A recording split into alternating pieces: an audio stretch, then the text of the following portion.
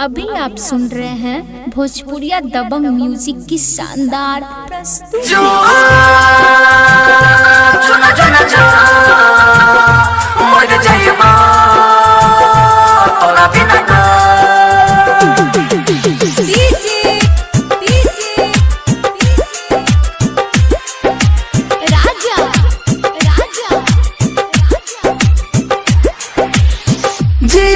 जी हमारा के जला दलही के सुना जी हमारा के जला दलही के अब जो जो जो के हर जैया कना दलही के अब जो जो जो के हर जैया कना दलही के।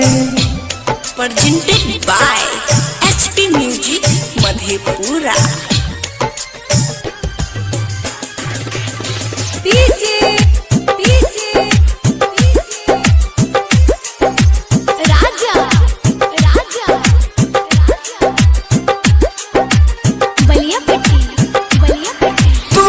कहदन के जान हम की कलियाहुगे झुमका बहली गे नथिया तोरा किन के दलियाहुगे सोना तोरा कहदन के जान हम की कलियाहुगे झुमका बहली गे नथिया तोरा किन के दलियाहुगे झुमका वाली गे नथिया तोरा किन के दलियाहुगे।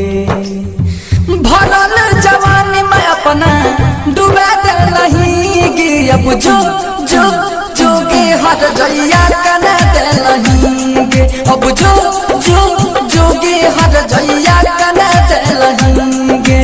तुम्हारे नाम गे जपई छियाओगे राजा presented by HP music Madhepura. तोरा गली होय के गे मोर जना जा जाइतहु गे तू छोड़ दे दलही हमरा तोरा नीक न हैतहु गे सोना तोरा गली होय के गे मोर जना जा जाइतहु गे तू छोड़ दे दलही हमरा तोरा नीक न हैतहु गे तू छोड़ दे दलही हमरा तोरा नीक न हैतहु गे। सागर सुमन के हम किस प्रिंस के अब जो जो